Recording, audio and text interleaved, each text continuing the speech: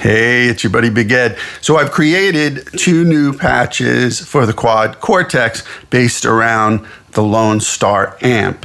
I seem to be favoring the Captain 50 and the Lonestar amp, although I have 2 new patches for an AC15 and a Deluxe coming up next, and I'll share those with you as well, and that'll be in the next video.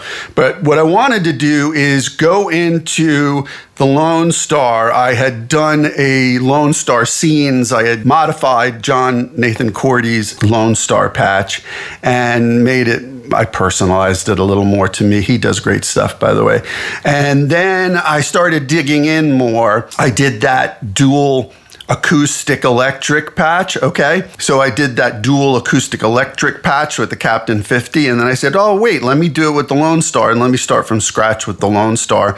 So I created a patch for that, for the Lonestar, so you can have your acoustic and your electric plugged in at the same time. And then I said, oh, well, let's take this a step further. Let's create patches from scratch using the Lonestar. I started with the Lonestar 100 watt, and then I went to the Lonestar 50. I personally prefer the Lonestar 50.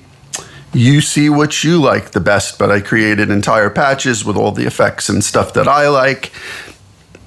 See what works for you, but I hope you enjoy them, and I'm really digging the Quad Cortex. Obviously, I'm having a lot of fun with this, so let's check them out.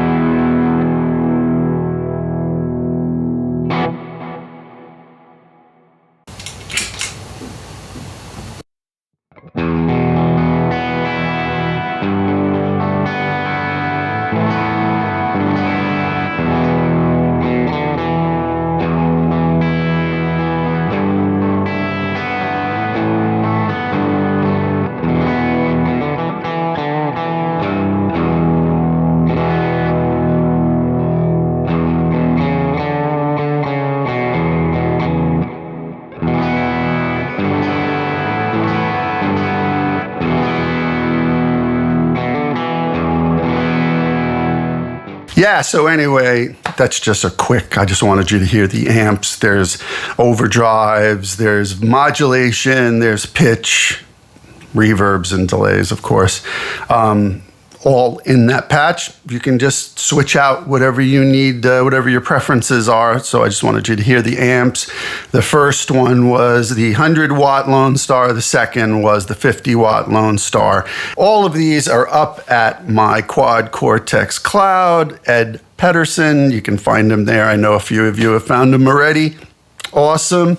And I will put up a video in the next day or so of my AC15 and Fender Deluxe preset patches that I've put together. I've got them feeling pretty right for me, using different effects than I've used in these. So I hope you dig it. Let me say one last thing.